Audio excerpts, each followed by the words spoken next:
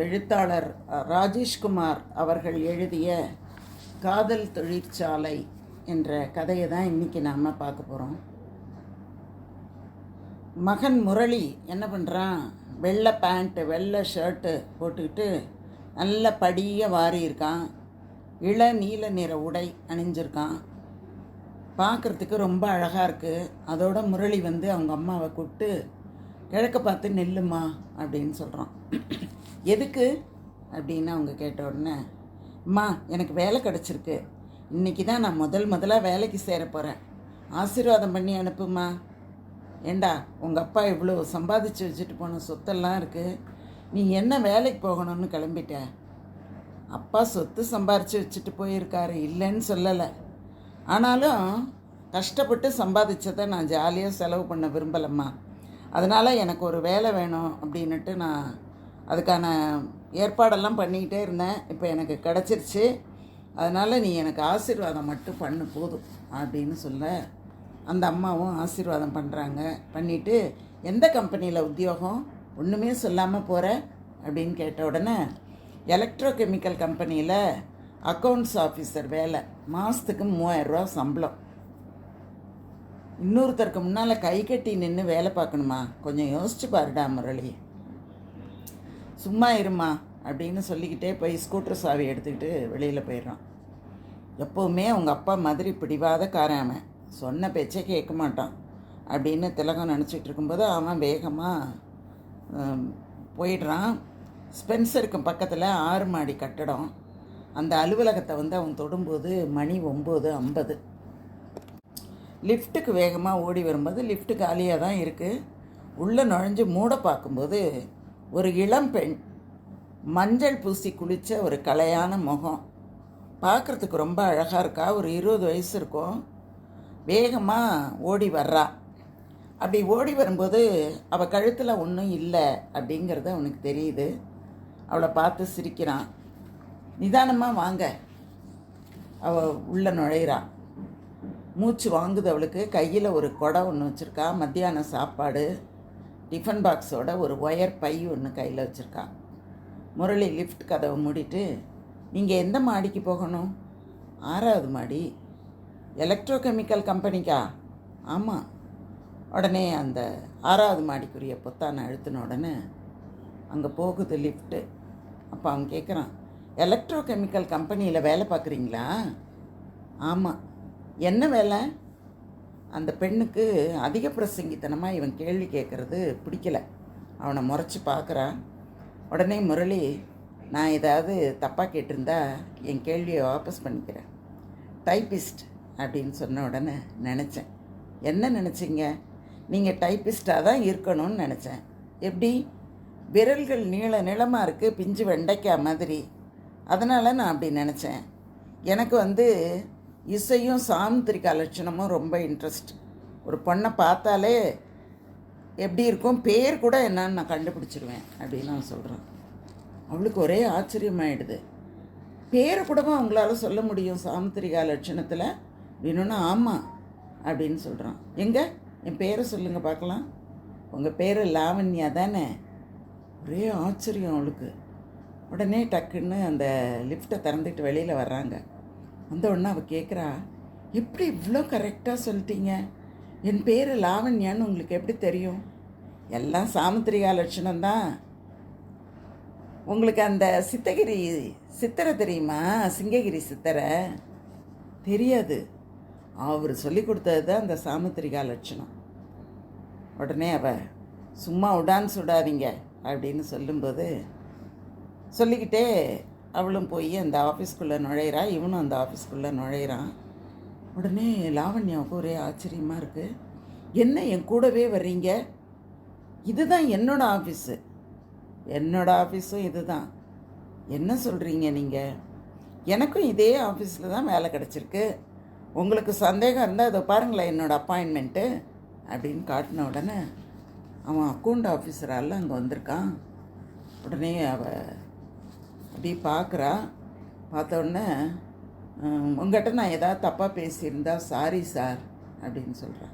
இல்லை நீங்கள் என்கிட்ட எதையும் தப்பாக பேசலை, மனசை அலட்டிக்காமல் போங்க அப்படின்னு சொல்லிவிட்டு அவன் போகிறான்.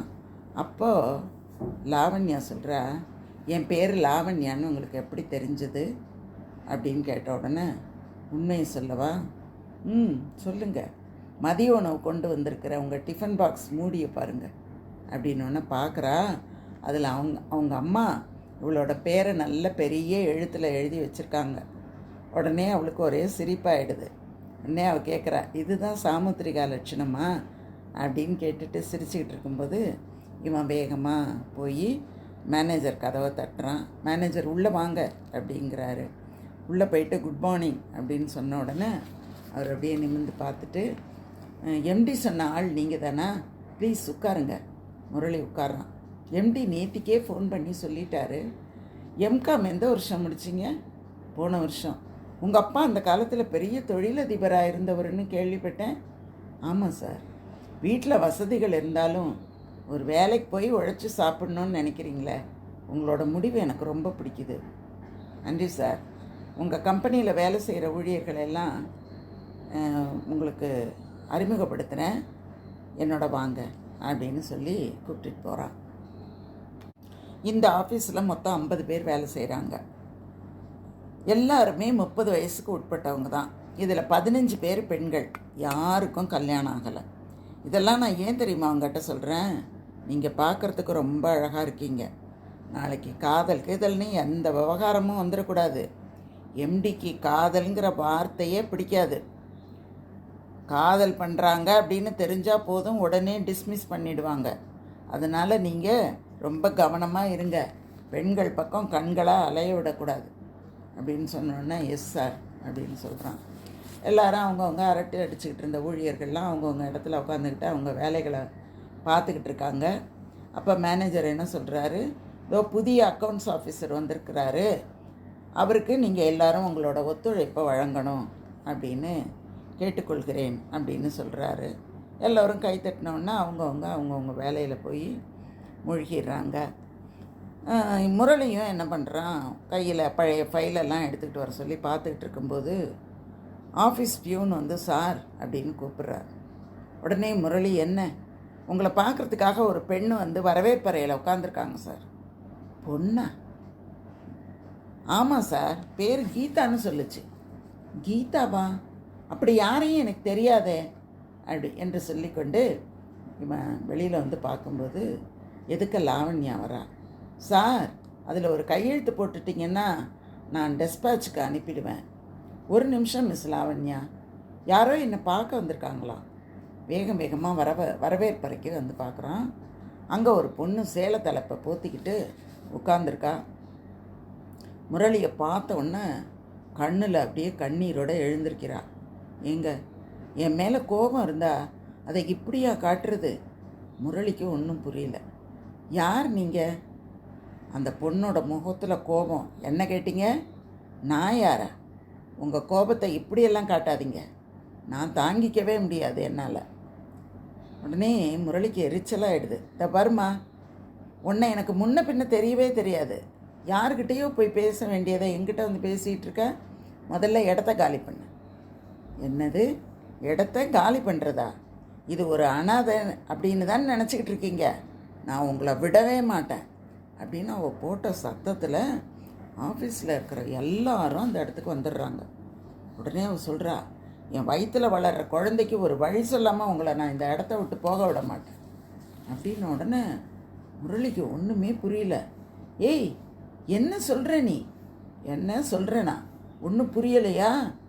எனக்கும் என் வயிற்றில் இருக்கிற குழந்தைக்கும் நீங்கள் ஒரு வழி சொல்கிற வரைக்கும் இந்த இடத்த விட்டு நான் நகர மாட்டேன் அப்படின்னு அவன் சத்தம் போட்டோன்னு, என்ன சார், என்ன கலாட்டா?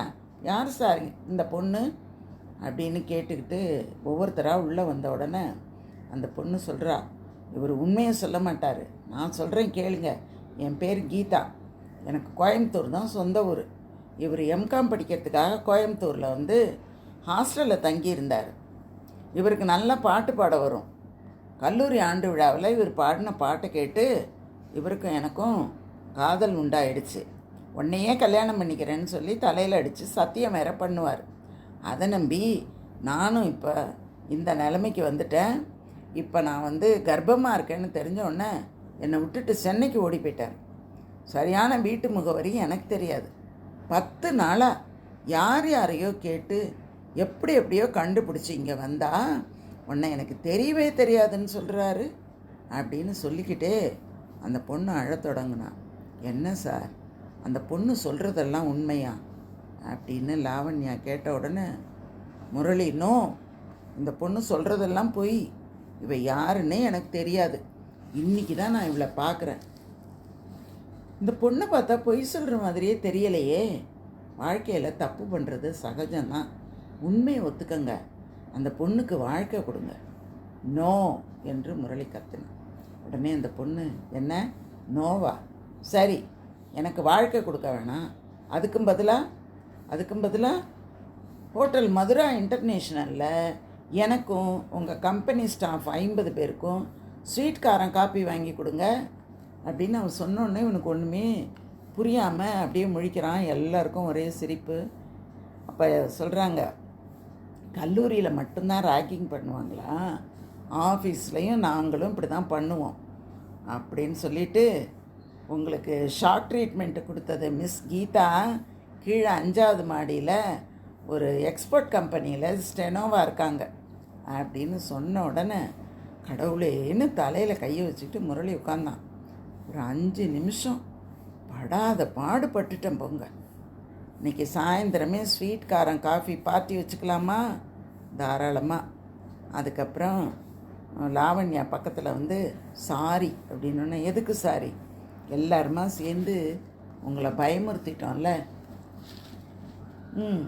எனக்கு கோபம் இல்லை, எனக்கு வேலை கிடைச்சதுல சந்தோஷந்தான் அப்படின்னு சொல்லிட்டு அவன் சிரிக்கிறான். லாவண்யா சிரிக்கிறா. உடனே அவன் சொல்கிறான் லாவண்யா கிட்ட, இன்னொரு தடவை சிரிங்களேன். எதுக்கு? சிரிக்கும்போது உங்கள் கன்னத்தில் குழி விடுறது ரொம்ப அழகாக இருக்குது, பார்த்துக்கிட்டே இருக்கணும் போல் இருக்குது. அப்படின்னா நீங்கள் என் பாட்டிக்கிட்ட தான் போகணும். என்னது, பாட்டிக்கிட்டையா? ஆமாம், என் பாட்டிக்கு சிரிக்காமலேயே 2 கன்னத்துலேயும் குழி விழுமே, சலிக்காமல் பார்த்துக்கிட்டு இருக்கலாம் அப்படின்னு சொல்லிட்டு லாவண்யா அந்த இடத்த விட்டு போயிட்டான். பெங்களூரில் ஒரு இடத்துல சாம்ராஜ் நகர் அப்படிங்கிற இடத்துல கணேசமூர்த்தி திரிபுர சுந்தரி 2 பேரும் பேசிக்கிட்டு இருக்காங்க. அப்போது திரிபுர சுந்தரி கணேசமூர்த்தி கிட்ட சொல்கிறா, என்னோட அண்ணா சிந்துவுக்கு ஒரு 4-5 வரங்கள் பார்த்துருக்காங்களாம். எல்லாத்தையும் இந்த லெட்டரில் படத்தையும் அந்த லெட்டரும் எழுதியிருக்காங்க. இதெல்லாம் நீங்கள் பார்த்துக்கிட்டு எங்கள் அண்ணனோட கொஞ்சம் ஃபோன்லையாவது பேசிக்கிட்டுருங்க, இல்லை இந்த கவரையாவது பார்த்துக்கிட்டுருங்க. நான் அதை போய் உங்களுக்கு காஃபி கலந்து எடுத்துக்கிட்டு வரேன் அப்படின்னு சொல்லிவிட்டு அவள் போயிட்டு வந்து பார்த்தா, இவன் அந்த கவரை திறக்கவும் இல்லை, அந்த ஃபோட்டோவை பார்க்கவும் இல்லை. இவளுக்கு ஒரே கோபம் வருது. உடனே நான் என்ன சொன்னேன், நீங்கள் என்ன பண்ணுறீங்க அப்படின்னு கேட்ட உடனே கணேசமூர்த்தி, இந்த பாரு, நம்ம பொண்ணு சிந்துவுக்கு வரம் பார்க்குற வேலை இனிமேல் உனக்கோ உங்கள் அண்ணனுக்கோ வேண்டாம். நானே ஒரு வரனை பார்த்துட்டேன் அப்படின்னு சொல்லிவிட்டு அந்த சூட்கேஸை அப்படின்னு சொல்கிறாரு. சூட்கேஸை திறக்கிறா. உள்ளார ஒரு வெள்ளை கவர் இருக்குது. அதை எடுத்து பிரிக்கிறா.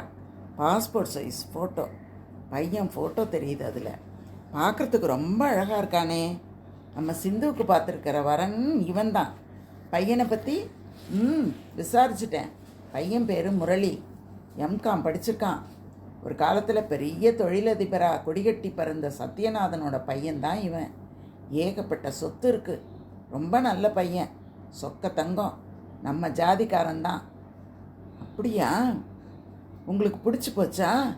புரோக்கரை அனுப்பி உடனே அவங்க வீட்டுக்கு என்ன நினைக்கிறாங்கன்னு விசாரிச்சுட்டு வந்துடலாம் தானே?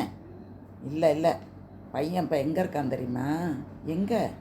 நம்ம சென்னை எலக்ட்ரோகெமிக்கல் கம்பெனியில் அக்கௌண்ட்ஸ் ஆஃபீஸராக வேலை பார்க்குறான். என்னது, நம்ம கம்பெனியிலேயே வேலைக்கா? ஆமாம், பையனுக்கு உழைச்சி சாப்பிட்ணுன்னு ஒரு கொள்கையான். அதனால் நானே அவனுக்கு வேலையை போட்டு அங்கே கொடுத்துட்டேன். அதுக்கப்புறம் ஒரு 2 மாதம் போட்டோம். அவனை நானே கூப்பிட்டு கல்யாணத்தை பற்றி பேசிடுறேன். ஆமாம், சிந்துவுக்கு மாப்பிள்ளையை பிடிக்கணுமா வேண்டாமா? அந்த நேரத்தில் சிந்துவு மாடிப்படியில் வர்றா. ஏங்க, அவளே வர்றா. ஃபோட்டோவை காட்டி கேட்டலாமா? ம் அப்படின்னுட்டு அந்த ஃபோட்டோவை காட்டி, உனக்கு பிடிச்சிருக்கா அப்படின்னு கேட்ட உடனே அவள் ஓகே டாடி நல்லா இருக்கு அப்படின்னு சொல்லிடுறான். அதுக்கப்புறம் இங்கே என்ன நடக்குதுன்னா, இவன் முரளி மாதாந்திர அறிக்கைகளை எல்லாம் பார்த்துக்கிட்டு இருக்கும்போது மேனேஜர் கூப்பிடுறாரு. உடனே மேனேஜர்கிட்ட எழுந்து போகிறான். போன உடனே மேனேஜர் என்ன பண்ணுறாரு, ரிசீவரை மூடிக்கிட்டு முரளி வந்திருக்கிறார், பேச சொல்லட்டுமா சார் அப்படின்னு கேட்ட உடனே ஒன்றும் அந்த பக்கத்துலேருந்து ஒன்றும் சத்தம் வரல. அதுக்கப்புறம் முரளிக்கிட்ட பெங்களூர்லேருந்து எம்டி பேசுகிறாரு, உன் கூட பேசணுமா. உடனே முரளி என்ன பண்ணுறான், ரிசீவரை வாங்கி வணக்கம் சார், நான் முரளி பேசுகிறேன். வணக்கம் மிஸ்டர் முரளி, வேலைக்கு சேர்ந்து இன்றைக்கி 1 வாரம் ஆக போகுது, ஆஃபீஸ் எப்படி இருக்க? எந்த பிரச்சனையும் இல்லை சார். உங்களுக்கு என்ன பிரச்சனைனாலும் உடனே மேனேஜர்கிட்ட சொல்லுங்கள், அவர் உங்களுக்கு வேணுங்கிற எல்லா உதவியும் பண்ணி தருவார். நாளைக்கு சாயங்காலம் ஆஃபீஸ் முடிஞ்சவுடனே நீங்கள் ஓய்வாக தானே இருப்பீங்க? ஆமாம் சார், நாளைக்கு மத்தியானம் நான் என்னோட மனைவி மகள் 3 பேரும் சென்னைக்கு வர்றோம். அடையாரில் தான் எங்கள் பங்களா. நாளைக்கு சாயங்காலம் எங்கள் வீட்டில் வந்து டீ சாப்பிட்றீங்களா? சார் இந்த பாருங்கள் முரளி, எந்த காரணத்தையும் சொல்லக்கூடாது. 6 மணிக்கு என்னோடய பங்களாவில் வந்து டீ சாப்பிட்டுட்டு ஒரு அரை மணி நேரம் இருந்துட்டு போகலாம். நன்றி சார், வரேன் அப்படின்னு சொல்லி முடிச்சிடுறான். மேனேஜர் சொல்கிறாரு, அதிர்ஷ்டம்ப்பா, போயிட்டு வாங்க அப்படின்னு சொன்ன உடனே எம்டிக்கு என் மேலே என்ன இவ்வளோ கரிசனம் அப்படின்னு யோசிச்சுக்கிட்டே இருக்கான். அந்த சமயத்தில் லாவண்யா அங்கேருந்து வந்த உடனே, என்ன ரொம்ப யோசனை பலமாக இருக்குது அப்படின்னு கேட்குறா. ஆமாம் ஆமாம் அப்படின்னு பேசின மாதிரியே அப்படியே அவளை பார்க்குறான். போகும்போது ஒரு இடி தன்னை மீறி அவங்க மேலே இடிக்கிற மாதிரி ஒரு சூழல் வந்துடுது. முரளிக்கு அந்த நேரம் அவனுக்கு கொஞ்சம் அது பிடிக்குது. அதனால் அவளுக்கும் அது ரொம்ப பிடிக்குது. அவள் என்ன நினைக்கிறா, ஐ லவ் யூ முரளி அப்படின்னு சொல்லணும்னு நினைக்கிறா. ஆனால் சொல்ல வரல அவளுக்கு, மனசுக்குள்ளேயே சொல்லி பார்த்துக்கிறா. அடுத்த நாள் 6 மணிக்கு முரளி என்ன பண்ணுறான், அங்கே கணேசமூர்த்தி பங்களாவுக்கு போகிறான். அங்கே ஒரு நாய் ஒன்று படுத்து கிடக்கு. அங்கே கொண்டு போய் தன்னோட வண்டியை நிறுத்திட்டு உள்ளே போய் வணக்கம் சார் அப்படின்னு சொன்ன உடனே, வாங்க முரளி அப்படின்னு கூப்பிட்டு உட்கார வச்சுட்டு, ஆஃபீஸில் ஏதாவது பிரச்சனையா அவங்களுக்கு? எந்த பிரச்சனையும் இல்லை சார், நல்லா வேலை பண்ணிகிட்ருக்கேன். சரி, வேலை இந்த காலத்தில் இளைஞர்கள் வேலை செய்கிறதுக்கே ரொம்ப தயங்குவாங்க. நீங்கள் இவ்வளவு சொத்து புல்லாம் வச்சுருக்கீங்க, நீங்கள் போய் எதுக்கு சார் வேலைக்கு? அது ஒரு பெரிய விஷயம் இல்லை சார், நீங்கள் எனக்கு வேலை கொடுத்தது தான் பெரிய விஷயம். இப்படியே அவங்க பேசிக்கிட்டு இருக்கும்போதே சிந்து வர்றா. அப்போ அவர் என்ன பண்ணுறாரு, இவ தான் என்னோடய மகள் சிந்து, அதை பக்கத்தில் இருக்காளே அவள் தான் என்னோடய மனைவி. சிந்து இப்போ பிஎஸ்சி 2வது வருஷம் படிச்சிட்ருக்கா அப்படின்னு சொல்லிகிட்டு இருக்கும்போதே, வணக்கம் அப்படின்னு அவள் சொல்கிறாள். தம்பி, உங்களுக்கு அம்மா மட்டும்தானே? ஆமாங்க, கூட பிறந்தவங்க நான் மட்டும்தான், வேறு யாரும் கிடையாது. அப்படியா அப்படின்னு சொல்லிக்கிட்டே காஃபி பிஸ்கெட்டு எல்லாம் கொண்டு வந்து கொடுக்குறாங்க. இவன் அதை சாப்பிட்டுட்டு இருக்கும்போதே, சிந்து அப்படின்னு அவங்க அப்பா கூப்பிட்டாரு. என்ன டாடி, இந்த முரளியை கூட்டிகிட்டு போய் நம்ம பங்களாவெல்லாம் சுற்றி காட்டுமா அப்படின்னு சொல்லும்போது, முரளி இல்லை சார் வேண்டாம், நான் இங்கேயே கொஞ்சம் நேரம் உங்களோட பேசிக்கிட்டு இருக்கேன். இல்லை இல்லை, என்னோடய டேஸ்ட்டுக்கும் சிந்துவோட டேஸ்ட்டுக்கும் ஏற்ற மாதிரி இந்த பங்களாவை நாங்கள் கட்டியிருக்கோம், போய் பார்த்துட்டு வாங்களேன் அப்படின்னு சொன்ன உடனே 2 பேரும் எழுந்து போகிறாங்க. அப்போது சிந்து கேட்குறா, உங்களோட பொழுதுபோக்கு என்ன? நிறைய புத்தகம் படிப்பேன். எந்த புத்தகம் படிப்பீங்க? எந்த புத்தகமாக இருந்தாலும் எல்லாத்தையும் படிப்பேன். காதலை பற்றி நீங்கள் என்ன நினைக்கிறீங்க? அப்படி அவள் கேட்ட உடனே இவனுக்கு லாவண்யாவோட நினைவு வருது. அதை பற்றி நினைக்கிறதுக்கு என்ன இருக்குது? என்ன முரளி அப்படி சொல்லிட்டீங்க? இந்த உலகத்தில் உன்னதமான ஒரு விஷயம்னா அது காதல் தானே? அப்படியா? என்ன அப்படியா? நீங்கள் இது வரைக்கும் யாரையும் காதலிச்சது இல்லையோ? ஆமாம் அப்படின்னு சொல்லிக்கிட்டே இப்படி போகும்போது அவன் சொல்கிறான், இந்த பங்களா 40 லட்சம் எங்கள் அப்பா கட்டி கொடுத்துருக்குறாரு. என்னோடய திருமணத்துக்கு பிறகு இந்த பங்களாவில் தான் நான் இருக்க போகிறேன். எப்போ உங்கள் திருமணம்? நீங்கள் மனசு வச்சா அப்படின்னு அவள் சொன்னோன்னே அப்படியே சட்டுன்னு நின்னான் முரளி. அப்படியே புருவமெல்லாம் அப்படியே மேலே நோக்கி போகுது. சிந்து, என்ன சொல்கிறீங்க? ஆமாம்,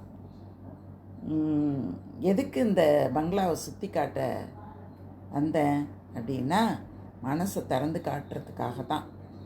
எனக்கு புரியவே இல்லையே. எங்கள் அப்பா உங்களை மாப்பிள்ளையாக்கிக்க விரும்புகிறாரு. என்ன சொல்கிறீங்க? ஆமாம், எங்கள் அப்பா இப்படி ஒரு எண்ணத்தோடு தான் இருக்கார். இன்னொரு 3 மாதம் கழித்து உங்களுக்கு மேனேஜர் போஸ்ட் போட்டு உங்களை உயர்த்திட்டு என்னை கல்யாணம் பண்ணிக்க சம்மதமானு உங்கள்கிட்ட கேட்பார். அப்போ நீங்கள் என்ன சொல்வீங்க? நிச்சயமாக நான் ஒத்துக்கவே மாட்டேன். நீங்கள் ஒத்துக்கிட்டாலும் நான் உங்களை கல்யாணம் பண்ணிக்க மாட்டேன். ஏன்னா நான் ஒருத்தரை விரும்பிக்கிட்டு இருக்கேன். அவர் இப்போ எங்கே இருக்காருன்னா ஷார்ஜாவில் இருக்கார். அங்கேருந்து திரும்பி வந்ததும் நாங்கள் கல்யாணம் பண்ணிக்குவோம். அது வரைக்கும் நான் இப்படி தான் இருப்பேன். நீங்கள் கடைசியில் விஷயத்தை அப்பா கிட்ட சொன்னால் போதும் அப்படின்னு அவர் சொன்ன உடனே, ஐயோ பெரிய பிரச்சனை ஆகிடுமே. ஆமாம், இப்போ நான் போய் சொன்னேன்னா எங்கள் அப்பாவுக்கு பிரச்சனை தான். எங்கள் அப்பாவுக்கு ஜாதி பித்து ரொம்ப அதிகம். அதனால் அப்படியே இருப்பார். நீங்கள் இப்போ வேண்டாம், ரொம்ப நாள் கழித்து உங்கள் பொண்ணை கல்யாணம் பண்ணிக்க எனக்கு இஷ்டம் இல்லைன்னு சொல்லிவிடுங்க, அது போதும் அப்படின்னு அவன் சொன்ன உடனே, ஐயோ உங்கள் காதலை நீங்கள் எப்படி உங்கள் அப்பா கிட்ட சொல்ல போகிறீங்கன்னு தெரியலையே அப்படின்னு சொன்னான் அவன். 2 பேரும் இறங்கி வரும்போது அவங்க அப்பாவும் அம்மாவும் பார்த்துட்டு இவங்க 2 பேரும் ரொம்ப பொருத்தமாக இருக்காங்கல்ல அப்படின்னு சொல்லி மகிழ்ச்சியோடு சிரிக்கிறாங்க. அதுக்கப்புறம் அடுத்தது இந்த சம்பள கவரை கொண்டு வந்து லாவண்யா அவங்க அம்மா கிட்ட கொடுக்குறா.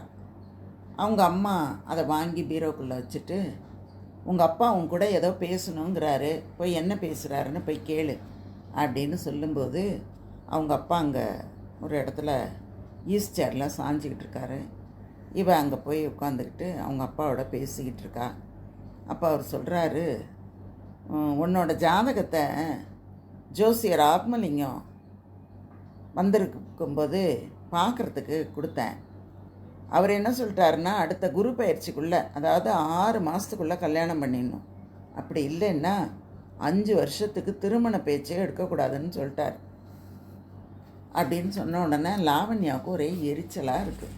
சரிப்பா, அதுக்கு என்னப்பா இப்போது, உனக்கு கல்யாணம் பண்ணிடலான்னு இருக்கோம்மா 6 மாதத்துக்குள்ளே, அதனால் நீ திருமணம் வேண்டாம் அப்படின்னு கொடியை தூக்கிட்டு ஆர்ப்பாட்டம் பண்ணாத. மனசில் நீ யாரையாவது நினச்சிருந்தா இப்போவே சொல்லிவிடு. உன் விருப்பப்படியே நான் திருமணத்தை பண்ணி வச்சுருவேன். உன்னோட விருப்பம்தான் எனக்கு முக்கியம் அப்படின்னு சொன்ன உடனே லாவண்யாவுக்கு முரளியோட ஞாபகம் வருது. ஆனால் அவன் தன்னை விரும்புகிறானா அப்படிங்கிறது அவளுக்கு தெரியல. அப்படி இருக்கும்போது அப்படியே யோசிக்கிறா. உடனே அவங்க அப்பா சொல்கிறாரு, யாரையாவது விரும்புனா சொல்லு, நாம் கல்யாணம் பண்ணிடலாம் அப்படின்னு சொன்ன உடனே லாவண்யாவோட அம்மாவுக்கு ரொம்ப கோபம் வருது. சொல்கிறா, என்னங்க நீங்கள் அவகிட்ட போய் இதையெல்லாம் கேட்டுக்கிட்டு இருக்கீங்க, நல்ல வரனா வந்தால் பார்த்து முடிச்சிட வேண்டியது தானே அப்படின்னு அவங்க அம்மா சொல்கிறா. அதுக்கப்புறம் அவளால் தூங்கவே முடியல. அவள் என்னன்னு நினைக்கிறா, முரளிக்கு ஒரு லெட்டர் எழுதி அவன் கையில் கொடுத்து நம்மளை அவன் விரும்புகிறானான்னு கேட்கலாமா அப்படின்னு யோசிக்கிறான். அதுக்கப்புறம் வேண்டாம், நேரடியாகவே நம்ம நாளைக்கு போய் மேனேஜர்கிட்ட முரளி இருக்கும்போது இன்றைக்கி சாயங்காலம் என்னை பெண் பார்க்க வர்றாங்க, 2 மணி நேரம் பர்மிஷன் வேணும்னு கேட்போம். இந்த வார்த்தைங்க முரளி காதில் விழுந்தவுடனே ஒரு முகபாவம் என்ன ஆகுதுன்னு பார்க்கலாம். அதை வச்சுக்கிட்டு அவன் நம்மளை விரும்புகிறானா இல்லையாங்கிறத முடிவு பண்ணலாம் அப்படின்னு அவர் தீர்மானிக்கிறான். அதே நேரத்தில் முரளி அவன் வீட்டில் என்ன பண்ணுறான்னா, ஒரு பெரிய கடிதம் ஒன்று அவளுக்கு எழுதுகிறான். அந்த கடிதத்தில் எழுதுகிறவன் என்ன சொல்கிறான்னா, நீ உன்னை எனக்கு ரொம்ப பிடிக்குது, உனக்கும் என்னை பிடிக்குது அப்படின்னா நீ நாளைக்கு வரும்போது ரோஜாப்பூ வச்சுக்கிட்டு வரும்போது வெள்ளை ரோஜா வச்சுக்கிட்டு வா. இல்லை என்ன உனக்கு பிடிக்கலை அப்படின்னா எப்போதும் வர்ற மாதிரி சிவப்பு ரோஜாவையே வச்சுக்கிட்டு வா அப்படின்னு அவன் எழுதி ஒரு கடிதம் ஒன்று முடிக்கிறான். அந்த கடிதத்தை ஒரு கவரில் வச்சு அப்படி பார்த்துக்கிட்டு இருக்கும்போதே அவங்க அம்மா என்ன பண்ணுறாங்க, வந்துடுறாங்க. அங்கே என்னடா தூங்காமல் என்ன பண்ணிகிட்ருக்க? இல்லைம்மா, நான் ஆஃபீஸில் சப்மிட் பண்ண வேண்டிய ஒரு முக்கியமான கடிதத்தை எழுதிக்கிட்டு இருக்கேன் அப்படின்னு சொன்ன உடனே, சரி சரி படுத்து தூங்கு, அவன் கொடுக்குற 3000 ரூபா சம்பளத்துக்கு இரவெல்லாம் வேறு வேலை பண்ணணுமா அப்படின்னு அவங்க அம்மா கேட்குறாங்க. அடுத்த நாள் காண்டேகரின் சிறுகதைகள் அப்படிங்கிற அந்த புத்தகத்தில் கவரை வச்சு எடுத்துக்கிட்டு ஆஃபீஸ்க்கு போகிறான். லாவண்யா மட்டும் இன்னும் வரவே இல்லை ஆஃபீஸ்க்கு. இவன் நினச்சிக்கிறான், பஸ்ஸு கிடைக்கலையோ என்னவோ, அதான் வரல போல இருக்குது இன்னும் அப்படின்னு இவன் நினச்சிக்கிட்டு. அந்த சமயத்தில் மேனேஜர் அவனை கூப்பிடுறதா ஒருத்தர் வந்து கூப்பிடுறாரு. உடனே இவன் எழுந்து மேனேஜர் ரூமுக்கு போகிறான். அப்போ லாவண்யா வேக வேகமாக ஏறி வர்றது தெரியுது. ஆனால் நின்று பேசுகிறதுக்கு நேரம் இல்லாமல் அவன் நேராக மேனேஜர் ரூம்குள்ளார போய் நுழைஞ்சிட்றான். நுழைஞ்சு அங்கே பேசிக்கிட்டு இருக்கும்போதே இவன் என்ன பண்ணுறா, லாவண்யா என்ன பண்ணுறா, பக்கத்தில் இருக்கிற அவளோட ஃப்ரெண்டு கல்பனா கிட்ட சொல்கிறா, எனக்கு ஒரு 2 மணி நேரம் பர்மிஷன் வேணும், மேனேஜர் ரூமில் போய் அவர்கிட்ட கேட்டுட்டு வந்துடுறேன் அப்படின்னு சொல்லிட்டு மேனேஜர் ரூமுக்கு போகலான்னு போகிறான். போயிட்டு அங்கே முரளி இருக்கிறத பார்க்குறான். பார்த்த உடனே அவனுக்கு தெரிகிற மாதிரி தானே இந்த கேள்வியை கேட்கணும்னு நினச்சா. அதனால் அவளும் உள்ளே போயிடுறான். உள்ளே போன உடனே முரளியும் மேனேஜரும் ஒரே அறையில் இருக்கிறது அவளுக்கு ரொம்ப சாதகமாக இருக்கிற மாதிரி மனசுக்கு தோணுது. நேராக மேனேஜரை பார்த்து கேட்குறான், சார் இன்றைக்கி சாயங்காலம் என்னை மதுரையிலேருந்து பொண்ணு பார்க்க வராங்க, ஒரு 2 மணி நேரம் பர்மிஷன் வேணும் அப்படின்னு சொல்லணும் அப்படின்னு நினச்சிக்கிட்டு உள்ளே போகிறா. அப்போ மேனேஜர் என்ன பண்ணுறாரு, முரளியை பார்த்து, முரளி எனக்கு ஒரு சந்தேகம், அதை கேட்கலான்னு தான் உங்களை கூப்பிட்டேன். கேளுங்க சார், என்ன கேட்கணும்?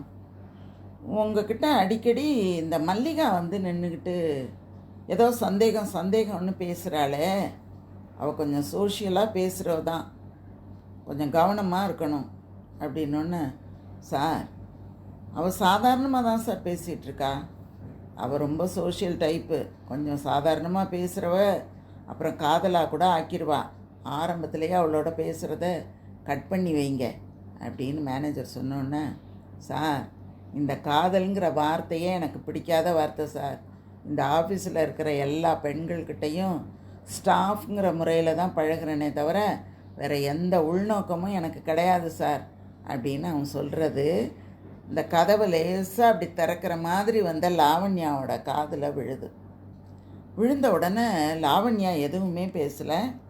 திரும்பி நேராக அவளோட இடத்துக்கு போயிடுறான். போகும்போதே அவள் நினச்சிக்கிறாள், ஐயோ இவன் வந்து நம்மளை விரும்புவான், காதலிக்கிறான் அப்படின்னு நினச்சா அவன் அப்படி இல்லையே, எல்லாருக்கிட்டேயும் பேசுகிற மாதிரி தான் எங்கிட்டையும் பேசுகிறேன் அப்படின்னு சொல்கிறானே, அவனுக்கு காதல்னாலே எனக்கு பிடிக்காதுன்னு சொல்கிறானே, நாம் போய் இதையெல்லாம் பேசுனா என்ன ஆகும்? அப்பா சொன்ன மாதிரி பேசாமல் நம்ம வீட்டுக்கு போயிடலாமா, லீவ் போட்டுடலாமா அப்படியெல்லாம் அவளுக்கு தோண ஆரம்பிக்குது, தலை வலிக்க ஆரம்பிக்குது. உடனே அவள் என்ன பண்ணுறா, ஒரு விடுமுறைக்கான விண்ணப்பத்தை எழுதி கொடுத்துட்டு ஆஃபீஸை விட்டு வெளியில் போயிடுறான். மேனேஜர் ரூம்லேருந்து வெளியில் வர்ற முரளி, எதுக்காக இந்த மேனேஜர் இப்படியெல்லாம் எங்கிட்ட கேள்வி கேட்குறாரு அப்படின்னு சொல்லிக்கிட்டு அப்படி பார்க்குறாரு. லாவண்யா குட் மார்னிங் சொல்கிற கூட இல்லாமல் எதையோ எழுதிக்கிட்டு இருக்கிறத பார்க்குறான் முரளி. உடனே என்ன பண்ணுறான், அந்த சிறுகதை தொகுப்பு புத்தகத்தில் இருக்கிற கடிதத்தை எடுத்து திருப்பியும் படித்து பார்க்குறான். படிச்சுட்டு இன்றைக்கி இப்போ இவர் பேசினதையும் அதில் குறிப்பிடுறான். அதாவது எனக்கு காதலே பிடிக்காது அப்படின்னு நான் சொன்னது எதுக்காக அப்படின்னா, அந்த மேனேஜர் மல்லிகாவுக்கும் எனக்கும் ஏதாவது தொடர்பு இருக்குன்னு நினச்சிருவாரோ அப்படிங்கிற ஒரு எண்ணம் எனக்கு தோணுச்சு, அதனால் காதலே பிடிக்காத வார்த்தைன்னு எழுதியிருக்கேன் அப்படின்னு பின்குறிப்பு அப்படின்னு போட்டு அதையும் எழுதிடுறான். எழுதிட்டு இவன் வச்சிட்டு இருக்கும்போது மேனேஜர் என்ன பண்ணுறார், மேனேஜர் ரூம்குள்ளார லாவண்யா லீவ் லெட்டரை எடுத்துகிட்டு போய் கொடுக்குறா. மேனேஜர், என்னம்மா இப்போ தான் ஆஃபீஸ்க்கு வந்த, அதுக்குள்ளே லீவ் லெட்டர் எடுத்துகிட்டு வந்துட்டேன்? இல்லை சார், ஒரு பர்சனல் ஒர்க்கு. என்னம்மா நீயே லீவ் போட மாட்டேன், பர்சனல் ஒர்க்குன்னா முக்கியமாகத்தான் இருக்கும், அதனால் போயிட்டு வாம்மா அப்படின்னு சொல்லிடுறாரு. உடனே இவளுக்கு ஆனால் சிரிக்க கூட தோணலை. வேண்டா வெறுப்பா சரி அப்படின்ட்டு அப்படியே கிளம்புறா. அப்போ என்ன ஆகுது, முரளி அங்கே வந்து பார்த்துட்டு அவள் போகும்போது என்ன குட் மார்னிங் சொல்ல மாட்டியா அப்படின்னு கேட்குறான். இன்னைக்கு உங்ககிட்ட ஏதோ மிஸ் ஆன மாதிரியே இருக்க, ஏதோ மிஸ்ஸிங், வீட்டில் ஏதாவது பிரச்சனையா அவனுக்கு அப்படின்னு கேட்ட உடனே அதெல்லாம் ஒன்றும் இல்லை, இன்றைக்கி மத்தியானம் லஞ்ச் டயத்தில் உங்ககிட்ட கொஞ்சம் நான் பேசணும். இல்லை நான் இன்றைக்கி லீவ் போட்டுட்டு வீட்டுக்கு போகிறேன். என்ன லீவு? வீட்டில் கொஞ்சம் வேலை இருக்குது, போய் பார்க்கணும். ஒரு நிமிஷம் இங்கேயே நில்லுங்க, இதோ வந்துடுறேன் அப்படின்னு சொல்லிவிட்டு முரளி வேகமாக ஓடி போய் அந்த காண்டேகரோட புத்தகத்தை எடுத்துகிட்டு வந்து அவகிட்ட கொடுக்குறான். அன்றைக்கி ஒரு நாள் நீ கேன்டீனில் பேசிக்கிட்டு இருக்கும்போது காண்டேகரோட சிறுகதைகள் பிடிக்கும்னு சொன்னேன்ல, அதனால் நான் என் ஃப்ரெண்டுக்கிட்ட சொல்லி உனக்கு வாங்கிட்டு வந்து கொடுத்துருக்கேன், இதை எடுத்துகிட்டு போய் படி அப்படின்னு கொடுக்குறான். வேணாம் நீங்களே படிச்சுக்காங்க, நான் வேறு வாங்கிக்கிறேன் அப்படின்னு சொல்கிறா லாவண்யா. நான் நேற்று ராத்திரியே படிச்சுட்டேன், கதையெல்லாம் ரொம்ப அற்புதமாக இருக்குது, நிதானமாக படிச்சுட்டு கொடுங்க அப்படின்னு சொல்லி அந்த புத்தகத்தை கொடுத்துட்றான். கொடுத்த உடனே அவளுக்கு பிடிக்கவே இல்லை, ஆனாலும் அதை வாங்கி அவளோட பையில் திணிச்சிக்கிட்டு போயிடுறான். நேராக வீட்டுக்கு போன உடனே அவங்க அம்மா கேட்குறாங்க, என்னடி இப்போ தான் ஆஃபீஸ்க்கு போனேன், அதுக்குள்ளே வந்துட்டேன், உடம்பெல்லாம் ஏதாவது சரியில்லையா, இல்லை முகமெல்லாம் வேறு வாடி கிடக்க அப்படின்னு அவங்க அப்பாவும் கேட்குறாரு. ஆமாம்ப்பா, ஒரே தலைவலி அப்படின்னு சொல்லிட்டு அதான் லீவ் போட்டுட்டு வந்துட்டேன் அப்படிங்கிறா. ஏதாவது மாத்திரை சாப்பிட்றியா? இல்லை, நான் கொஞ்சம் நேரம் பேசாமல் படுத்திருக்கேன், சரியாக போயிடும் அப்படின்னு சொல்லிட்டு படுக்க போகும்போது ஒரு விஷயம், என்ன, உங்கள் அப்பா நமக்கு தெரிஞ்ச கல்யாண புரோக்கர் ஒருத்தரை உன் கல்யாண விஷயமா பார்க்க கிளம்பிகிட்டு இருக்கார். உனக்கு வரப்போகிற மாப்பிள்ளை எப்படி இருக்கணும் அப்படிங்கிற உன்னோட அபிப்பிராயத்தை கொஞ்சம் சொல்கிறதுன்னா சொல்லிடு அப்படின்னு அவங்க அம்மா சொன்னோன்னே, இந்த பாருமா, சும்மா ஏதாவது கேட்டுகிட்டே இருக்காத, உனக்கும் அப்பாவுக்கும் பிடிச்சிருந்தா சரி, எந்த மாப்பிள்ளையை கொண்டாந்து நிறுத்தினாலும் நான் கல்யாணம் பண்ணிக்க தயார் அப்படின்னு அவன் சொன்ன உடனே அவங்க அம்மாவுக்கு ரொம்ப சந்தோஷமாயிடுது. இவ பேசாமல் போய் படுத்துடுறா. அப்போவும் அவன் சொன்ன வார்த்தை மட்டும் அவள் காதில் விழுந்துக்கிட்டே இருக்குது. இந்த காதலுங்கிற வார்த்தையே எனக்கு பிடிக்காத வார்த்தை. நான் இந்த ஆஃபீஸில் இருக்கிற எல்லார்கிட்டையும் ஒரே மாதிரி ஸ்டாஃப்ங்கிற முறையில் தான் பழகிறேன், மற்றபடி எனக்கு எந்த உள்நோக்கமும் இல்லை அப்படின்னு அவன் சொன்னது திரும்ப திரும்ப அவளோட மனசுக்குள்ளே வந்துக்கிட்டே இருக்குது. அது அவளோட மனசை ரணமாக்கிட்டு இந்த நேரத்தில் முரளிக்கும் ஏதோ மனக்கலக்கத்தோடு வீட்டுக்கு போகிறான். உடனே அவங்க அம்மா கேட்குறாங்க, இங்கே வாப்பா, இங்கே வந்து இந்த சோஃபாவில் உட்காரு. எதுக்கு? உட்காரு அப்படின்னு அவனை பிடிச்சி உட்கார வைக்கிறா. இப்போல்லாம் நீ சரியாகவே சாப்பிட மாட்டேங்கிற, சரியாகவே ட்ரெஸ் பண்ணிக்க மாட்டேங்கிற, காரணம் என்னான்னு கேட்டால் ஒன்றும் இல்லைன்னு சொல்கிற, யாருடா அந்த லாவண்யா அப்படின்னு அவங்க அம்மா கேட்குறாங்க. இவனுக்கு ஒரே ஆச்சரியம். அம்மா, உனக்கு எப்படி தெரியும் லாவண்யாவை? எப்படியா தெரியும்?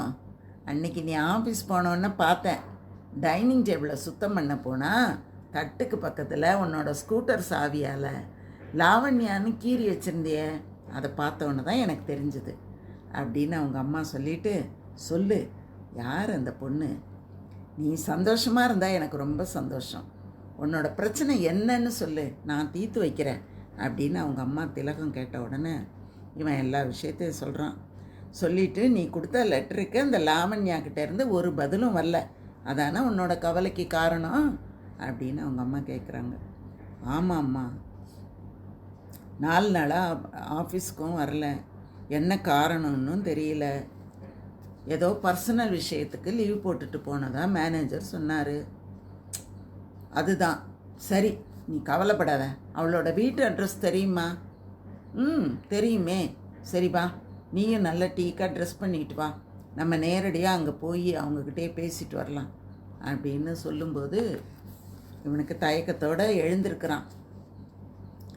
அங்கே என்ன ஆகுது, கதவு தட்டுற சத்தம் கேட்குது லாவண்யாவுக்கு.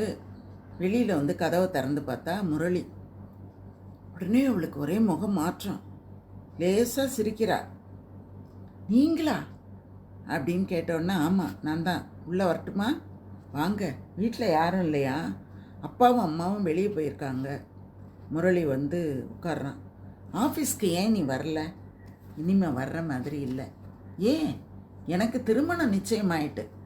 அப்படியே அவனோட மனசுக்குள்ள கத்தியால் குத்துனது மாதிரி ஒரு கவலை, அவனுக்கு ஒரு வலி. என்ன, எதுக்கு திடீர்னு? ஏன், எனக்கு கல்யாணம் பண்ணுற வயசு தானே, ஒரு நல்ல மாப்பிள்ளை கிடச்சாரு, நேற்று நிச்சயதார்த்தம் முடிஞ்சு போச்சு. லாவண்யா, நிச்சயதார்த்தம் ரொம்ப சிம்பிளாக தான் நடந்தது. மாப்பிள்ளை பேர் குணசேகரன், எம்ஏ படிச்சிருக்காரு. பூச்சி மருந்து கம்பெனியில் சேல்ஸ் எக்ஸிக்யூட்டிவாக இருக்கார். மாதம் 3000 ரூபா சம்பளம். உங்கள் திருமண நிச்சயதார்த்தத்துக்கு வாழ்த்துகள். ஆனால் நீங்கள் அந்த சந்தோஷத்தில் நான் ஒரு லெட்டர் கொடுத்தனே, அதுக்கு நீங்கள் பதில் சொல்ல மறந்துடக்கூடாது அப்படின்னு தயங்கி தயங்கி கேட்குறான். உடனே லாவண்யாவோட புருவம்லாம் சுருங்குது. லெட்டரா? ஆமாம். என்ன லெட்டர்? காண்டேகர் சிறுகதைகள்ங்கிற புத்தகத்தில் 4 நாளைக்கு முன்னால் உங்கள்கிட்ட கொடுத்தனே, அது உள்ளார தான் என்னோடய லெட்டரை வச்சுருக்கேன். நீங்கள் பார்க்கலையா? நான் பார்க்கலையே அப்படின்னு சொல்லி, இங்கே எங்கிட்ட தான் இருக்குது அப்படின்னு ஓடி போய் எடுத்து பார்த்தா, அப்படியே அவள் இதயத்துக்குள்ளார ஒரு பிரளயமே வந்த மாதிரி ஆச்சு. அந்த கடைசி வரியை படித்த உடனே லாவண்யாவோட கண்ணில் கண்ணீர் முட்டிக்கிட்டு வந்து நிற்கிது. ஐயோயோ, நான் எவ்வளோ அவசரப்பட்டுட்டேனே அப்படின்னு அவள் அழுதுகிட்டே, முரளி, லெட்டர் படிச்சிங்களா? நான் தப்பு பண்ணிட்டேன், உண்மை தெரியாமல் உங்கள் மேலே அனாவசியமாக கோபப்பட்டு அப்படின்னு இவள் பேசிக்கிட்டு இருக்கும்போதே லாவண்யாவோட அம்மாவும் அப்பாவும் வந்துடுறாங்க. உள்ளே வந்த உடனே, நல்ல கல்யாண மண்டபம் கிடச்சிடுச்சு லாவண்யா, மாப்பிள்ளை வீட்டுக்காரவங்களுக்கு ரொம்ப திருப்தி அப்படின்னு சொல்லிக்கிட்டே உள்ளே வரவர் இங்கே உட்காந்துருக்கிற முரளியை பார்க்குறாரு. பார்த்த உடனே, அப்பா, இவர் பேர் முரளிப்பா, எங்கள் ஆஃபீஸில் அக்கௌண்ட்ஸ் ஆஃபீஸராக வேலை பார்க்குறாரு.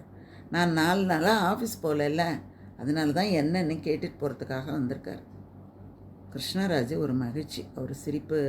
பெண்ணுக்கு கல்யாணம் நிச்சயமாயிருக்குங்கிற ஒரு மனசில் இருக்கிற ஒரு எண்ணத்தின் காரணமாக, வாங்க தம்பி வாங்க, லாவண்யாவுக்கு கல்யாணம் நிச்சயமாயிட்டு இந்த 4 நாளில் பட்டாசு சரம் வெடித்த மாதிரி காரியம் சும்மா மழைன்னு முடிஞ்சிட்டு பாருங்களேன். கல்யாணம் வர்ற 20ஆம் தேதி, இன்னும் 2 வாரம் தாங்க. கல்யாணத்துக்கு அப்புறம் வேலைக்கும் போக வேண்டாம்னு மாப்பிள்ளை வீட்டில் சொல்லிட்டாங்க. அதனால தான் அப்புறம் வேலைக்கு போகாமல் இருக்கிறத இப்பயே ஆஃபீஸ்க்கு அனுப்ப வேண்டாம்னு நாங்கள் அனுப்பலை அப்படின்னு சொன்ன உடனே முரளி நொறுங்கி போயிட்டான். அவர் இருங்க சாப்பிட்டுட்டு போகலாம் அப்படின்னு சொல்லிக்கிட்டே இருக்கார். சொல்லிகிட்டு இருக்கும்போதே லாவண்யா கண்ணில் கண்ணீர் வழியறதை பார்த்துட்டு, என்ன ஆச்சுமா சொல்லு அப்படின்னு கேட்டோன்னே லாவண்யா மெதுவாக சொல்கிறா, அப்பா அப்பா, இந்த திருமணத்தை நிறுத்திடுங்கப்பா. கிருஷ்ணராஜுக்கும், அதாவது லாவண்யாவோட அப்பாவுக்கும் அம்மாவுக்கும் ஒரே அதிர்ச்சி. ஏய், என்னடி சொல்கிற நீ? அம்மா, எனக்கு இந்த திருமணமே வேண்டாம்மா. அவங்க அப்பாவுக்கு ஒரே கோபம். என்னது, திருமணம் வேணாம்மா? நீ என்ன சொல்கிற நீ? பா, நான் அவர் தப்பு பண்ணிட்டேன்ப்பா. தப்பு பண்ணிட்டியா? ஆமாம்ப்பா, அந்த லெட்டரை பாருங்க அப்படின்னு லெட்டரை கொடுத்த உடனே அவர் அந்த லெட்டரை படிக்கிறார். படிச்சுட்டு, முரளி விரும்புகிறது தெரியலப்பா, அதனால் நான் அவசரப்பட்டுட்டேன். இவர் 4 நாளைக்கு முன்னால் தான் இந்த லெட்டரை என்கிட்ட கொடுத்தாரு. ஆனால் அவர் மேலே இருந்த கோபத்தில் நான் பிரித்து கூட பார்க்கல. இப்போ தான்ப்பா அதை நான் பிரித்து பார்த்தேன் அப்படின்னு சொன்ன உடனே, அப்போ நிச்சயம் பண்ண மாப்பிள்ளைக்கு நாங்கள் என்ன பதில் சொல்கிறது அப்படின்னு அவர் கேட்குறாரு. அவங்க அம்மா, இதெல்லாம் ஒன்றும் பேச முடியாது, இது என்ன புடவை துணியா? மனசுக்கு பிடிச்சிருக்குன்னா வச்சுக்கிறதும், வேண்டான்னா தூக்கி எறியறதுக்கும் 10 பவுனில் காசு மாலை போட்டு கல்யாணம் நிச்சயம் பண்ணிட்டு போயிருக்காங்க. நிறைஞ்ச சபையில் நடந்திருக்குது அது. இப்போ போய் கல்யாணத்தை நிறுத்துன்னா அதெல்லாம் நிறுத்த முடியாது. நீ கொஞ்சம் பொறுமையாக இரு ராஜம், லாவண்யா கிட்ட நான் பேசிக்கிறேன். அவகிட்ட என்னங்க பேச்சு வேண்டி கிடக்கு? இழுத்து வச்சு 4 சாத்திரத்தை விட்டுட்டு கிருஷ்ணராஜ், அதாவது லாவண்யாவோட அப்பா லாவண்யாவை பார்த்து சொல்கிறாரு, உங்கள் அம்மா சொல்கிற மாதிரி இந்த கல்யாணத்தை எப்படிம்மா நிறுத்துறது? முகூர்த்த நேரத்தில் கூட நின்று போன திருமணங்கள் எத்தனையோ இருக்கேப்பா. நீங்கள் நினச்சா நிறுத்த முடியாதா? திருமணங்களுக்கு காரணம் இருக்கணும்மா நிறுத்துறதுக்கு. என்ன காரணம் சொல்லி நம்ம நிறுத்துறது? உண்மையான காரணத்தையே சொல்லுங்களேன்ப்பா. இல்லை, அப்படியெல்லாம் ஒன்றும் பண்ண முடியாது. திருமணத்தை நிறுத்த வைக்கிறதே மாப்பிள்ளை வீட்டுக்காரவங்களை அவமானப்படுத்துகிற மாதிரி. அதனால் அதெல்லாம் சொல்ல முடியாது. நீ மீறி இவனை தான் கல்யாணம் பண்ணிக்குவேன் அப்படின்னு சொன்னால் நாங்கள் 2 பேரும் கயத்தில் தொங்க வேண்டியதான் அப்படின்னு அவள் அம்மா சொன்னோன்னே இவன் எம்மா என்னம்மா அப்படி சொல்கிறீங்க? பின்ன என்னடி, நீ உன் மனசுக்குள்ளே எதையாவது நினச்சிக்கிட்டு இருப்ப. உங்கள் அப்பா கேட்டப்போ வாயை மூடிக்கிட்டு இருந்தியா, அப்போ சொல்ல வேண்டியதானே, இப்போ வந்து சொல்கிற அப்படின்னு சொல்லும்போது லாவண்யா அப்பாவும் சொல்கிறாரு, ஆமாம் என்னம்மா பண்ண முடியும், வேறு வழி இல்லையே அப்படின்னு அவர் சொல்கிறாரு. அடுத்த நாள் காலையில் 10 மணி இருக்கும். முரளி மேலே யாரோ கை வைக்கிற மாதிரி இருக்குது. திரும்பி பார்த்தா அவங்க அம்மா தான் சொல்கிறாங்க, ஏண்டா இந்த பொண்ணுக்கு நிச்சயதார்த்தம் முடிஞ்சிருச்சு, இந்த சமயத்தில் நீ கல்யாணத்தை விட்டுட்டு விலகி நிற்கிறது தான் நல்லது. மனசை போட்டு குழப்பிக்காமல் ஆஃபீஸில் போய் வேலையை பார். வேலைக்கு எப்படிம்மா போக முடியும்? அங்கே போனாலே எனக்கு லாவண்யாவோட நினைப்பு தானே வருது, நான் என்ன பண்ணுவேன் அப்படின்னு சொல்லிக்கிட்டு இருக்கும்போதே அவங்க வீட்டு கதவை யாரோ தட்டுற மாதிரி இருக்குது.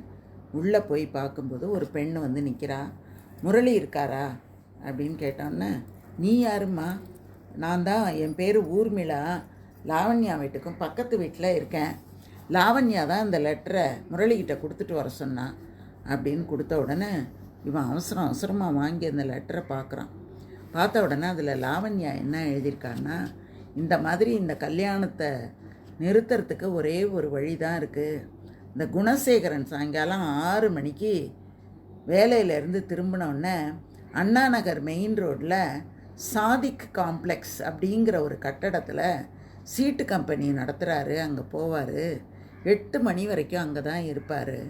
நீங்கள் அவர்கிட்ட போய் நமக்கு இந்த மாதிரி நடந்த விஷயங்களை எல்லாம் சொன்னீங்கன்னா கல்யாணத்தை நிறுத்த முடியும். அதனால் நீங்கள் இந்த மாதிரி கல்யாணத்தை நிறுத்திட்டு வந்துடுங்க அப்படின்னு அவள் ஒரு கடிதம் எழுதி கொடுத்துருக்கான். அந்த கடிதத்தை முரளி அவங்க அம்மாக்கிட்ட கொடுக்குறான். உடனே அவங்க அம்மா சொல்கிறாங்க, நல்ல விஷயந்தான், நல்ல பேசுகிற விதத்தில் கொஞ்சம் பேசி சரி பண்ணணும் அப்படின்னு சொன்ன உடனே இவனும் என்ன பண்ணுறான், சாயங்காலம் ஸ்கூட்டரை எடுத்துக்கிட்டு நேராக அந்த அண்ணா நகரில் இருக்கக்கூடிய அந்த சீட்டு கம்பெனிக்கு போய் பார்க்குறான். மேலே ஏதோ வேலையெல்லாம் நடந்துக்கிட்டு இருக்கு. கீழே வாட்ச்மேன் நின்றுக்கிட்டு இருக்கான். வாட்ச்மேன்கிட்ட போய் குணசேகரன் அவரை பார்க்கணும் அப்படின்னொன்னே அவர் 3வது மாடியில் முதல் ரூமு குணா சிட் ஃபண்டுன்னு போர்டு போட்டிருக்கோம், அங்கே போங்க அப்படின்னு சொல்கிறாங்க. இவன் கிடுகிடுன்னு போகிறான். கதவுக்கு வெளியில் ஒரு ஜோடி செருப்பு கிடக்கு. குணசேகரன்கிட்ட எப்படி நம்ம பேச்ச ஆரம்பிக்கிறது அப்படின்னு சொல்லிட்டு முன்ன போய் பார்க்குறான். அங்கே ஒன்றுமே இல்லை, அந்த ரூமில் யாரும் இல்லை. ஆனால் யாரோ இருக்கிற மாதிரி ஒரு சீலிங் ஃபேன் மட்டும் சுற்றிக்கிட்டே இருக்குது.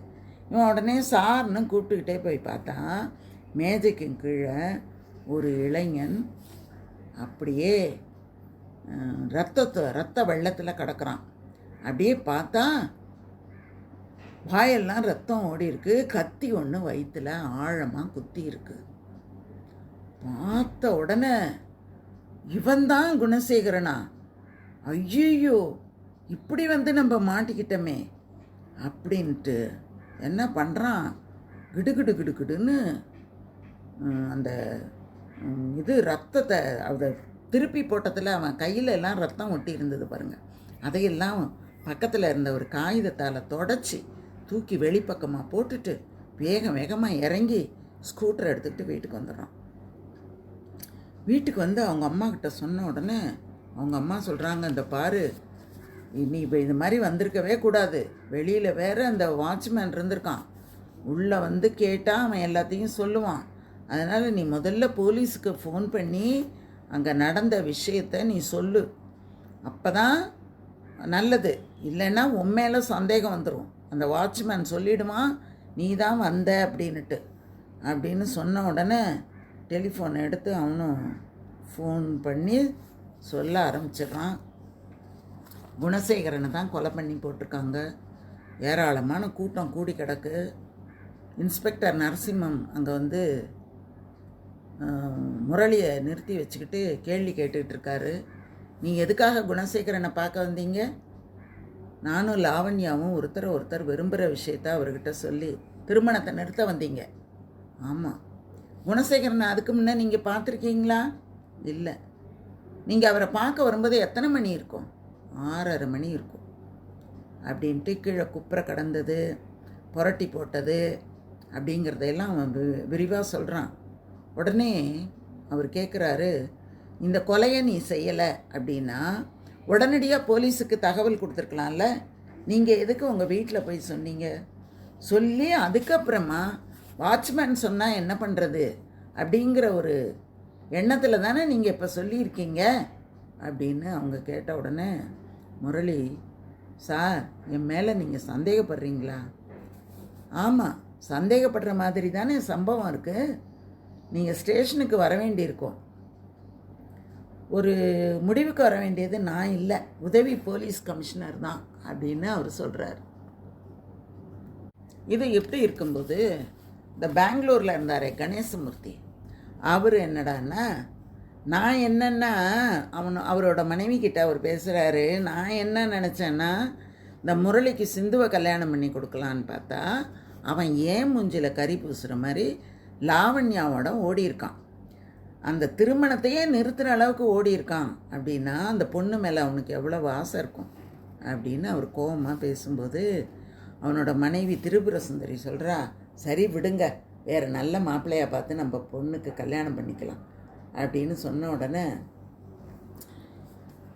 பார்க்குறேன் அதுக்கு முன்னாடி என்னங்க, அந்த குணசேகரனை கொலை சிக்கலில் அந்த முரளி மாட்டியிருக்கான்ல, அவனை தப்பிக்க முடியாதபடி என்ன பண்ணணுமோ அதை பண்ணிட்டு வரேன். உங்களால் என்ன பண்ண முடியும்? உதவி போலீஸ் கமிஷனர் எனக்கு வேண்டியவர் தான்.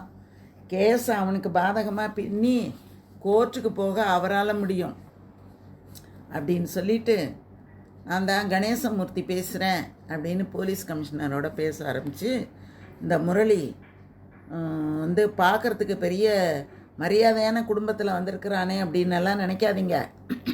அவன் ரொம்ப நல்லவன் நினச்சி தான் நானே வேலை போட்டு கொடுத்தேன். அவன் பொம்பளைங்களெல்லாம் பார்த்தா வழிகிற ரகம்னு அப்புறம்தான் தெரிஞ்சுது. நானே திருமணத்தை நிறுத்திட்டேன். அதனால் நீங்கள் அவனை நல்லா விசாரித்து போட்டிங்கன்னா, லாக்கப்பில் வச்சு விசாரிக்கிற விதத்தில் விசாரிச்சிங்கன்னா உண்மையை ஒத்துக்குவான் அப்படின்னு இந்த கணேசமூர்த்தி வேறு ஃபோனை பண்ணி சொல்லிடுறாரு. அதுக்கப்புறம் அன்றைக்கி ராத்திரி 11 மணி இருக்கும். முரளி இன்ஸ்பெக்டர் நரசிம்மம் கூப்பிட்டு போய் வச்சுக்கிட்டு, உன் பேரே முரளியான்னு கேட்குறாரு. ஆமாம், முரளி தான் அப்படின்ன உடனே, சரி அங்கே போய் என்ன பார்த்த அப்படிங்கிறத ஒரு ஸ்டேட்மெண்ட் எழுதி கொடு அப்படின்னு கேட்குறாரு. நான் எல்லாத்தையுமே எழுதி கொடுத்துட்டேனே அப்படின்னோடனே, பார்த்தனே, ஆனால் அது ஒன்றும் நம்புகிற மாதிரி இல்லை உண்மை அதுதான், அதை தான் நான் அப்படியே எழுதியிருக்கேன் அப்படின்னு சொன்ன உடனே, நீ கொடுக்குற அந்த ரிப்போர்ட்டில் சொன்ன மாதிரி இல்லை. டாக்டர்ஸ் ரிப்போர்ட் படி நீ குணசேகரனை பார்க்க போன நேரமும் அவன் உயிர் விட்ட நேரமும் ஒன்றுன்னு இருக்குது. இல்லைங்க, கத்தாத, நான் சொல்கிறத கேளு. குணசேகரனை நீ கொலை பண்ணதும் வேகமாக வெளியில் வந்து உங்கள் அம்மா கிட்ட போய் விஷயத்த சொல்லியிருக்க. அப்போ தான் உனக்கு வாட்ச்மேனோட ஞாபகம் வந்திருக்கு. அவன் ஒரு வேளை உன்னோட ஸ்கூட்டர் பற்றி தகவல் சொல்லியிருந்தான்னா என்ன பண்ணுறதுன்னு நீ பயந்து போய் தான் போலீஸுக்கு தகவல் கொடுத்துருக்க அப்படின்னு சொன்ன உடனே முரளி வந்து, சார் இது அப்பட்டமான பொய் சார், போலீஸ் சிகிச்சையை கொடுத்தாதான் உண்மையை நீ ஒத்துக்குவியா? அப்படிதான்னா சொல்லு, கட்டி வச்சு அடித்து நிமித்துடுறோம் நாங்கள் அப்படின்னு கையில் வச்சுருக்கிறார் லட்டியால் தோள்பட்டையில் ஒரு போடுறாரு. அப்படியே நெருப்பு பரவுற மாதிரி ஒரு வலி. இதுதான் சாம்பிள். இந்த மாதிரி இன்னொரு அடி விழுந்தது உன் கையை கூட தூக்க முடியாது.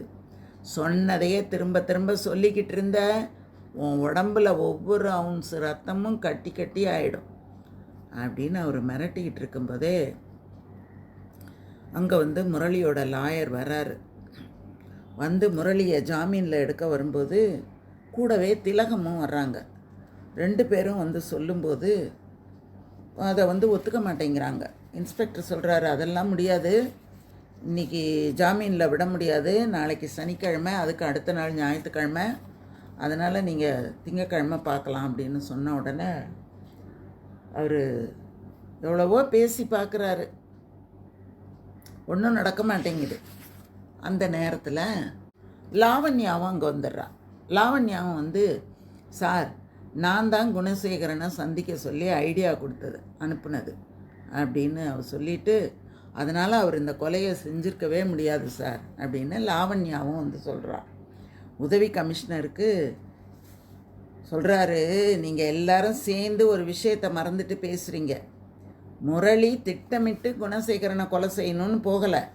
போன இடத்துல 2 பேருக்கும் வாக்குவாதம் வந்திருக்கு. ஆத்திரத்தில் தான் முரளி குணசேகரனை குத்தியிருக்கார். இப்போ முரளி குத்தத்தை ஒத்துக்க சொல்லுங்கள், கோர்ட்டுக்கு போய் வாதாடி ஜெயிச்சிடலாம் அப்படின்னு சொல்லிக்கிட்டு இருக்கும்போது, யாரும் எதையும் பேச வேண்டாம், குற்றவாளிகிட்டேருந்து உண்மையை எப்படி வரவழைக்கிறதுன்னு எனக்கு தெரியும் அப்படின்னு கமிஷனர் சொல்கிறாரு. அந்த நேரம் அங்கே ஒரு ஆட்டோ நிற்கிது. அந்த ஆட்டோவிலேருந்து சிந்து வெளியில் வர்றா. வெளியில் வர்றவ நேராக உதவி போலீஸ் கமிஷனரை பார்த்துட்டு, நான் தான் கணேசமூர்த்தியோட பொண்ணு, கொஞ்சம் நான் உங்களோட தனியாக பேசணும் அப்படின்னு சொன்ன உடனே, வாமா அப்படின்னு அவர் கூட்டிகிட்டு போய் பேசுகிறாரு. என்ன விஷயம்மா, அப்பா ஏதாவது சொல்லிவிட்டாரா? இல்லை, நான் தான் உங்களை பர்சனலாக பார்க்க வந்தேன். குணசேகரன் கொலை விஷயமா முரளியை கைது பண்ணி வச்சுருக்கீங்களே, அது ஒரு இமாலய தப்புன்னு சொல்ல வந்தேன். சந்தர்ப்பமும் சூழ்நிலையும் அவனை குற்றவாளின்னு சொல்லுதுமா. தப்பு சார், குணசேகரனை கொலை பண்ணது முரளி இல்லை, நான் தான் அப்படின்னு அவ சொன்னான். சொன்ன உடனே போலீஸ் கமிஷனருக்கு திடுக்கிட்டார், தூக்கி வாரி போட்டுது. என்னம்மா சொல்கிற நீ? ஆமாம், அந்த குணசேகரன் ஒரு மனுஷனே இல்லை. நான் வந்து பியூட்டி பார்லர் வச்சுருக்கிறதா சாதி காம்ப்ளெக்ஸில் கேள்விப்பட்டு என் தலைமுடியை அழகுபடுத்திக்கிறதுக்காக அங்கே போனேன். மாடிப்படி ஏறும்போது தான் குணசேகரனும் என்னோட கூடவே வந்தார்.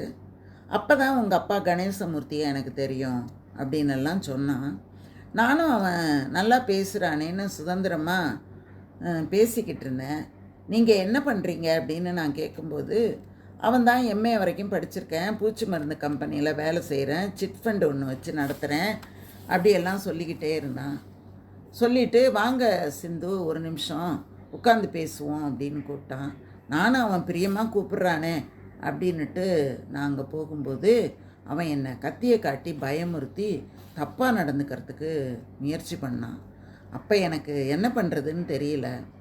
பக்கத்தில் இருந்த கத்தியை எடுத்து நான் தான் அவனை கொன்னுட்டேன். அவன் செத்ததுமே எனக்கு பயம் வந்துட்டுது. உடனே கத்தியில் இருக்கிற என் கைரேகையெல்லாம் சுத்தமாக தொடச்சி தூக்கி போட்டுட்டு வெளியில் வந்துட்டேன். கொஞ்ச நேரத்துக்கு முன்னால் தான் அப்பா மூலமாக விஷயம் கேள்விப்பட்டேன். குணசேகரனை கொலை செஞ்சதா முரளி போலீஸில் மாட்டியிருக்காருன்னு அப்பா சொன்னோன்னே நான் ரொம்ப இடிஞ்சு போயிட்டேன்.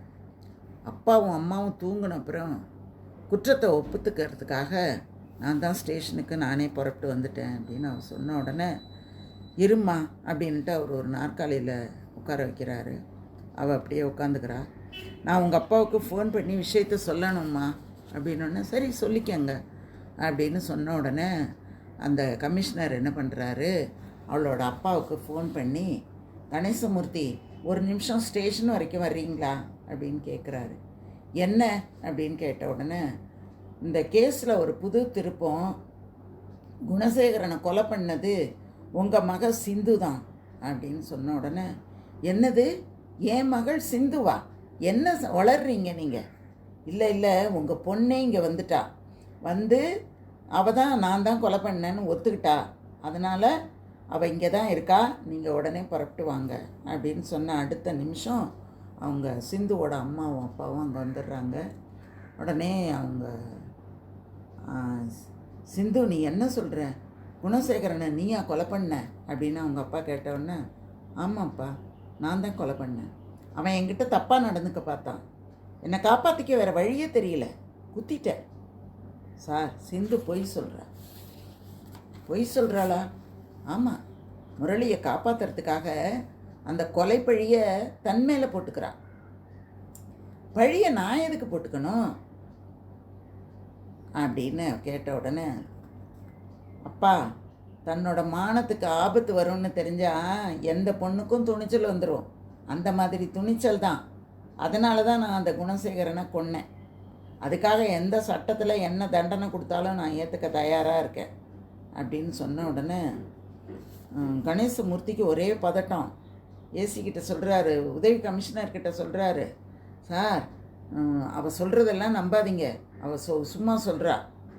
எப்படி நம்பாமல் இருக்க முடியும் கணேசமூர்த்தி? சிந்துவோட ஸ்டேட்மெண்ட் ரொம்ப கிளியராக இருக்கே. சிந்துவை கைது பண்ணுறது தவிர எனக்கு வேறு வழியே இல்லை அப்படின்னு சொன்ன உடனே கணேசமூர்த்திக்கு என்ன பண்ணுறதுன்னே தெரியல. சார் என் பொண்ணை லாக்கப்புக்கெல்லாம் கொண்டு போகாதீங்க, பிடிச்சி லாக்கப்புக்கு கொண்டு போக முயல்கிறாங்க, கொண்டு போகாதீங்க சார். அந்த கொலையை அவள் பண்ணவே இல்லை. நான் தான் சார் ஆளை ஏற்பாடு பண்ணி குணசேகரனை கொலை பண்ண சொன்னேன். சிந்துவுக்கும் அவளுக்கும் அந்த கொலைக்கும் எந்த சம்மந்தமும் இல்லை அப்படின்னு சொன்ன உடனே உதவி கமிஷனர் அப்படியே ஆச்சரியத்தில் பார்க்குறாரு. என்ன சொல்கிறீங்க கணேசமூர்த்தி? ஆமாம், குணசேகரனுக்கும் லாவண்யாவுக்கும் திருமணம் நிச்சயமான விஷயம். கல்யாணம் திருமணத்தை நிறுத்துறதுக்காக முரளி குணசேகரனை பார்க்க போகிற விஷயமும் இன்றைக்கி ராத்திரி 8 மணிக்கு வரைக்கும் எனக்கு தெரியாது சார். முரளியை போலீஸ் கைது பண்ண பிறகு தான் நம்ம கம்பெனி மேனேஜர் மூலமாக எனக்கு விஷயம் தெரிஞ்சது. குணசேகரனை நான் தீர்த்து கட்ட சொன்னதுக்கு காரணம், என்னோடய கம்பெனிக்கு போட்டி கம்பெனியாக பிரேம் பூச்சி மருந்து கம்பெனியில் அவன் சேல்ஸ் எக்ஸிக்யூட்டிவாக வேலை செஞ்சிட்ருக்கான். அவனுக்கு குணசேகரனுக்கு வியாபார திறமை ரொம்ப அதிகம். எப்பேற்பட்ட பார்ட்டியாக இருந்தாலும் சரி மடக்கி லட்சக்கணக்கில் ஆர்டர் வாங்கிடுவான். கெட்டிக்காரன். குணசேகரனோட திறமை காரணமாக இந்த பிரேம் பூச்சி மருந்து கம்பெனி அமோக லாபம். புதுசாக தொடங்கிய என்னோட பூச்சி மருந்து கம்பெனி நஷ்டத்தை நோக்கி போய்கிட்டு இருந்தது. குணசேகரன் உயிரோடு இருக்கிற வரைக்கும் என்னோடய கம்பெனி தலையெடுக்க வாய்ப்பே இல்லைன்னு எனக்கு தெரிஞ்சிட்டு, அவனை தீர்த்து கட்டுறதுக்காக நான் தான் கேரளாவிலேருந்து அப்பச்சன் குட்டன் அப்படிங்கிற 2 பேரை வரவழைச்சேன். நான் போட்டு கொடுத்த திட்டப்படி தான் அவங்க அவனை குணசேகரனை கொலை பண்ணிட்டு போயிட்டாங்க. முரளி மாட்டிக்கிட்ட உடனே எனக்கு ரொம்ப சந்தோஷமாக போயிட்டு, எப்படியாவது இந்த கேஸை அவன் பக்கமாக முடிச்சிடலாம் அப்படின்னு நினச்சேன் அப்படின்னு சொன்ன உடனே சிந்து சொல்கிறா, சார் அப்பா வாயிலேருந்து இந்த உண்மையை வரவழைக்க தான் சார் குணசேகரனை கொலை பண்ணதான் நான் பொய் சொன்னேன். குணசேகரனை நான் பார்த்தது கூட கிடையாது சார். அவனை எனக்கு தெரியவே தெரியாது. இன்றைக்கி சாயங்காலம் 7 மணிக்கு அப்பாவுக்கு வெளியிலேருந்து ஒரு ஃபோன் வந்தது. அப்பா ரிசீவரை எடுக்கிற அதே நேரத்தில் மாடியிலேருந்து நானும் அந்த ரிசீவரை எடுத்தேன். அப்போ தான் ஒருத்தன் பேசினான், சாதிக்கு காம்ப்ளெக்ஸ் வேலை முடிஞ்சது, நாங்கள் ஊருக்கு புறப்படுறோம் அப்படின்னு ஒரு வார்த்தை தான். ஆனால் முரளி சாதி காம்ப்ளெக்ஸ் போனது, குணசேகரனை கொலை சம்பந்தமாக போலீஸில் மாட்டிக்கிட்டது, இந்த விவரமெல்லாம் எனக்கு கொஞ்சம் புரிஞ்ச உடனே தான் இந்த விஷயமே எனக்கு புரிஞ்சுது. முரளியை காப்பாற்றணும்னு நான் நினச்சேன். எனக்கு வேறு எந்த வழியுமே தெரியல.